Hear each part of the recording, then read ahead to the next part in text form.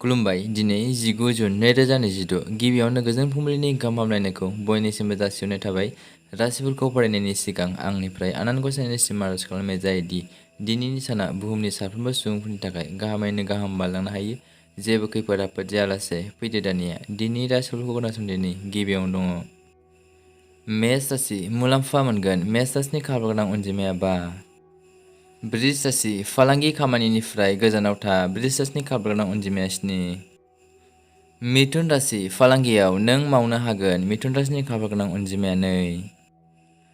कर्कट राशि, गावनि देहानि सायाव आबुं नोजोर हो। कर्कट राशिनि खाफाल गोनां अनजिमाया 1। सिंह राशि, सावस्रिया दिनै सरासनस्रा जागोन। सिंह राशिनि खाफाल गोनां अनजिमाया 5। कन्या राशि, मोजां मोननायाव सन्देह आरो गोरोन्थि बुजिनायाव जायगा होनाङा। कन्या राशिनि खाफाल गोनां अनजिमाया 8। तुला राशि, देहानि सायाव नोजोर हो। तुला राशिनि खाफाल गोनां अनजिमाया 7। वृश्चिक राशि, सावस्रिया मोजां। वृश्चिक राशिनि खाफाल गोनां अनजिमाया 4। धनु राशि, फालांगिनि बाथ्राफोराव गोरोन्थि खालामनाया खहानि जाहोन जागोन। धनु राशिनि खाफाल गोनां अनजिमाया 5।